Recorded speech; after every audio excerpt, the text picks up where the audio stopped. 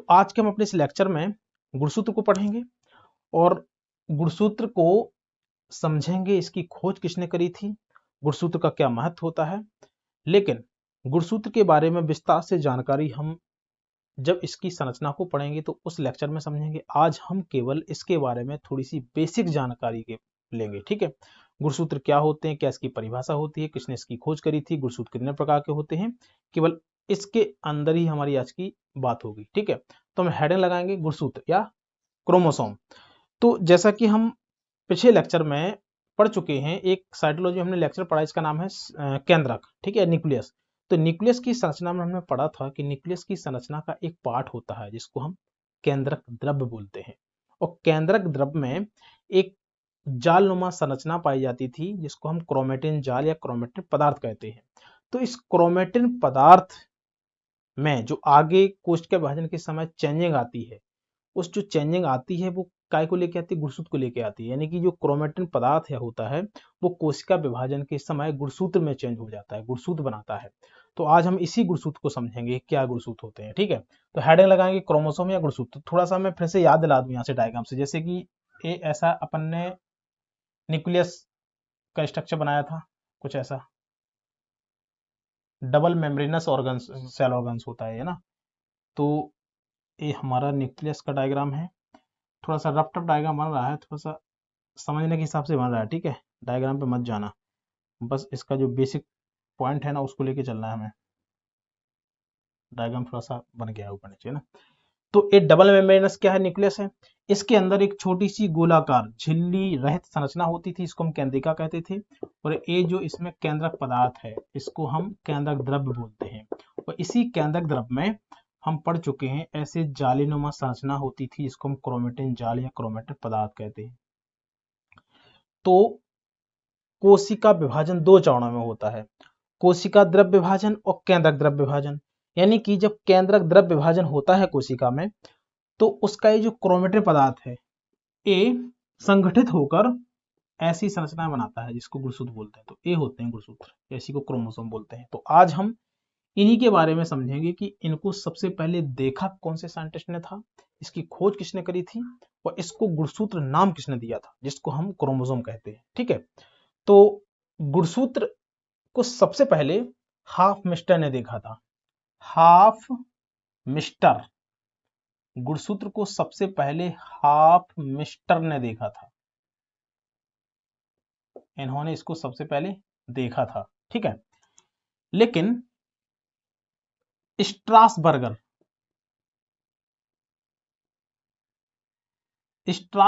ने इसकी खोज की थी, और बाल्डेयर ने क्रोमोसोम या गुणसूत्र शब्द दिया था। ठीक है, ये बात क्लियर हो गई। हाफ मिस्टर ने सबसे पहले गुणसूत्र को देखा था, स्ट्रासबर्गर ने इसकी खोज करी थी, और बाल्डेयर ने क्रोमोसोम नाम दिया था। ठीक है, इसके बाद हम चलेंगे कि जो ह्यूमन बीइंग्स होता है, जो ह्यूमन सेल होती है, इसके केंद्रक में जो गुणसूत्र होते हैं वो फिक्स हैं। कितने होते हैं, 46 होते हैं, या इन्हीं को बोलते हैं टोटल कितने होते हैं, 23 जोड़ी गुणसूत्र होते हैं। आपने अपनी पिछली कक्षाओं में सुना भी होगा गुणसूत्र की संख्या कितनी होती है मनुष्य में, 23 जोड़ी, यानी कि 46 गुणसूत्र। तो ये बेसिकली दो प्रकार के होते हैं, पहले कहलाते हैं कायिक गुणसूत्र, कायिक गुणसूत्र, और दूसरे होते हैं असमजात। इस नाम का क्या अर्थ है इसको भी हम समझेंगे अभी। असमजात गुणसूत्र, या इन्हीं को लैंगिक गुणसूत्र भी बोलते हैं, कायिक गुणसूत्र और लैंगिक गुणसूत्र। कायिक गुणसूत्र क्या होते हैं, वे गुणसूत्र जो लैंगिक लक्षणों को छोड़कर कोशिका के सभी लक्षणों का निर्धारण करते हैं उनको बोलते हैं कायिक गुणसूत्र। ऐसे गुणसूत्र जो लैंगिक लक्षणों को छोड़कर कोशिका के सभी लक्षणों का निर्धारण करते हैं उनको बोलते हैं कायिक गुणसूत्र। इनकी संख्या होती है कितनी, 44।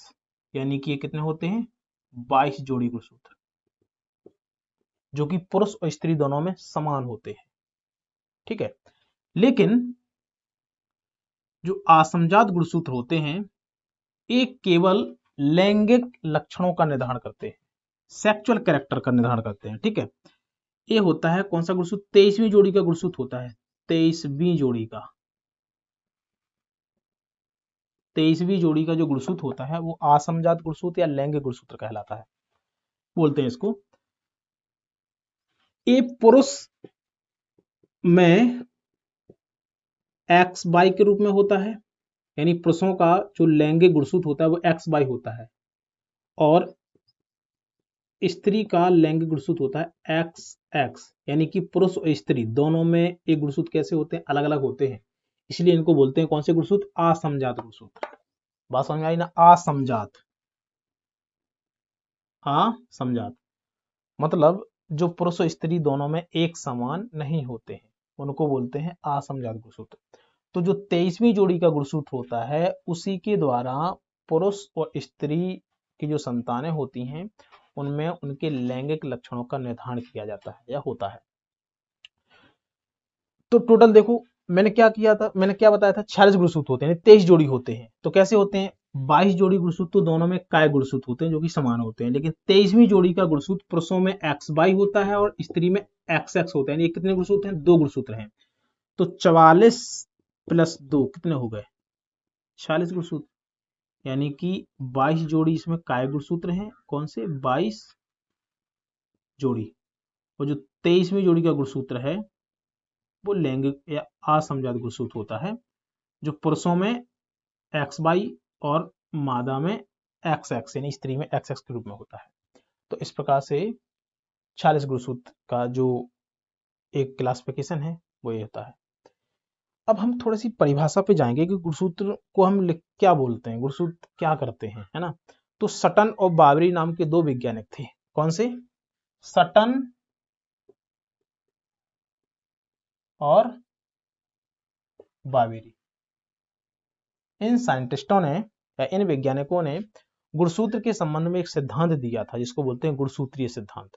तो इनके सिद्धांत के अनुसार वे छोटी छोटी इकाइयां जो माता पिता से उनकी संतानों में पीढ़ी दर पीढ़ी आनुवंशिक लक्षणों को ले जाती हैं उनको गुणसूत्र कहते हैं।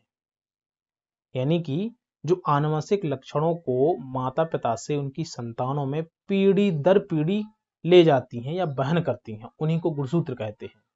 तो गुणसूत्र माता पिता से उनकी संतानों में आनुवंशिक लक्षणों को ले जाती हैं। आनुवंशिक लक्षण का ये मतलब ये होता है कि कोई कैरेक्टर है जो कि वंशानुगत है, जैसे कोई एक ऐसा पर्सन है, ऐसा व्यक्ति है जिसकी दाहिनी भुजा पर कोई तिल है और उसका जो बच्चा होगा उसकी दाएं भुजा पे भी वही तिल आया, उसका जो बच्चा होगा उसकी दाएं भुजा पे भी वही तिल आया। तो इसका मीन्स ये होगा कि इसका ये जो तिल पीढ़ी दर पीढ़ी आ रहा है एक ऐसा इसका आनुवंशिक कैरेक्टर है जो कि किसके द्वारा ले जाया जाता है, गुणसूत्र के द्वारा ले जाया जा रहा है, इसलिए उसकी पीढ़ी दर पीढ़ी में दाहिनी भुजा पे वो तिल जा रहा है।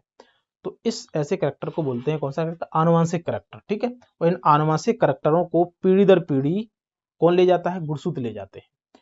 तो इसके बाद हम चलेंगे कि जो गुणसूत्र होते हैं इनकी साइज का क्या मैटर है ना। तो देखो गुणसूत्र की जो नॉर्मल साइज होती है वो होती है 5 से 12 माइक्रोमीटर तक, लेकिन सबसे छोटे गुणसूत्र यानी सबसे छोटे लंबाई में जो गुणसूत्र होते हैं वो कवक में होते हैं।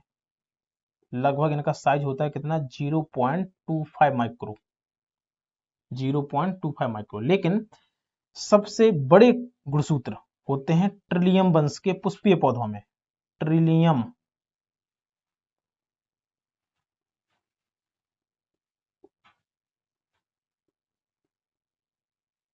वंश के पुष्पीय पौधों में सबसे लंबे गुणसूत्र होते हैं कितने, लगभग 30 माइक्रोमीटर तक के, 30 माइक्रो तक के। इसमें 0.25 माइक्रो, इसमें 30 माइक्रो के। ये सबसे लंबे पुष्पीय मतलब ट्रिलियम वंश के पुष्पीय पौधों में सबसे लंबे गुणसूत्र होते हैं। ट्रिलियम वंश के जो पुष्पीय पौधे होते हैं उसका डायग्राम ए है, तो इसको देखिए ये जो ट्रिलियम वंश के जो पुष्पीय पौधे होते हैं उनमें जो गुणसूत्र की लंबाई होती है वो सबसे ज्यादा होती है, लगभग 30 माइक्रो की। लेकिन कवक के जो गुणसूत्र होते हैं उनकी लंबाई 0.25 माइक्रो होती है। ठीक है, अब काय गुणसूत्र और लैंगिक गुणसूत्र, यानी कि इसी को जनन गुणसूत्र भी बोलते हैं। तो इसी के आधार पे तो ये कोशिकाएं भी होती हैं, काय कोशिकाएं और लैंगिक कोशिकाएं, है ना, जनन कोशिकाएं। तो आपने दो प्रकार के शब्दों को देखा होगा स्पष्ट रूप से, द्विगुणित गुणसूत्र और आगुणित, या इसी को डिप्लॉयड क्रोमोसोम बोलते हैं, इसको हैप्लॉयड गुणसूत्र बोलते हैं। इसका मतलब क्या होता है? तो देखिए, जो कायक कोशिकाएं होती हैं, कायक कोशिका का मतलब ऐसी कोशिका जिनसे काया बनती है, शरीर बनता है। ठीक है, कायक कोशिकाओं में गुणसूत्रों के दो समूह होते हैं। गुणसूत्रों के कितने समूह होते हैं? दो समूह होते हैं। तो इनको बोलते हैं द्विगुणित, और इसको 2n से दर्शाते हैं। 2n भी लिखा देखा होगा कभी कहीं कहीं पे, है ना। आगुणित, आगुणित का मतलब होता है कि जब जनन कोशिका में, जैसे कि शुक्राणु व अंडाणु, पुरुषों में शुक्राणु होती है जनन कोशिका और स्त्रियों में अंडाणु होती है, तो जनन कोशिकाओं में हमेशा गुणसूत्रों का एक समूह होता है जिसको आगुणित या हैप्लॉयड गुणसूत्र कहते हैं। ये कहाँ होती हैं? जनन कोशिकाओं में, जनन सेल में। और ये होती हैं कहाँ पे? कायक सेल में। ठीक है, तो हैप्लॉयड को स्मॉल n से दर्शाते हैं। तो मीन्स क्या है हैप्लॉयड का? यानी कि जनन कोशिकाओं में गुणसूत्रों का केवल एक समूह होता है जिसको हम हैप्लॉयड या n से दर्शाते हैं, और कायक कोशिकाओं में गुणसूत्रों के दो समूह होते हैं। समूह का मीन्स क्या? देखो, जैसे सपोज मान लो ए कोई कोशिका है और ए उसका केंद्रक है, तो इसमें केवल गुणसूत्र का एक समूह है, तो इसको बोलेंगे हम कौन सा? हैप्लॉयड कोशिका, यानी कि जनन कोशिका है। और कोई एक कोशिका है जिसके केंद्रक में गुणसूत्रों के दो समूह हैं, यानी कि एक ए और एक ए, तो इसको बोलेंगे कौन सी कोशिका है? द्विगुणित कोशिका है। और द्विगुणित कोशिका हमेशा कायक कोशिका होती है। कायक कोशिका हमेशा डिप्लॉयड होती है, 2n होती हैं। लेकिन जनन कोशिका हमेशा हैप्लॉयड यानी कि स्मॉल n होती है। ठीक है, 2n n, 2n मतलब कायक कोशिका और n मतलब जनन कोशिका, जैसे कि शुक्राणु और अंडाणु। तो इतना एक बेसिक जानकारी गुणसूत्र के बारे में। एक जो स्टूडेंट होता है ना नॉर्मल, उसको गुणसूत्र के संबंध में इतनी जानकारी तो होनी चाहिए, है ना। हर प्रकार के कॉम्पिटिटिव एग्जाम में गुणसूत्र के संबंध में क्वेश्चन पूछा जाता है, तो एज अ साइंस का स्टूडेंट होने के नाते हमें गुणसूत्र के बारे में इतनी जानकारी तो बेसिक होनी ही चाहिए। ठीक है, अब इसके बाद हम गुणसूत्र की इलेक्ट्रोस्कोपिक संरचना को पढ़ेंगे, जिसमें हम विस्तार से गुणसूत्र की संरचना को समझेंगे, गुणसूत्र क्या होते हैं, क्या इनका महत्व होता है ना। और भी जो गुणसूत्र के टाइप्स होते हैं कुछ, उनकी सेंट्रोमियर की पोजीशन के आधार पे, तो उसके आधार पे हम गुणसूत्रों के प्रकार को पढ़ेंगे। ठीक है, तो इतना कंप्लीट हो चुका है हमारा। हम नेक्स्ट लेक्चर में गुणसूत्र की संरचना को समझेंगे। ओके।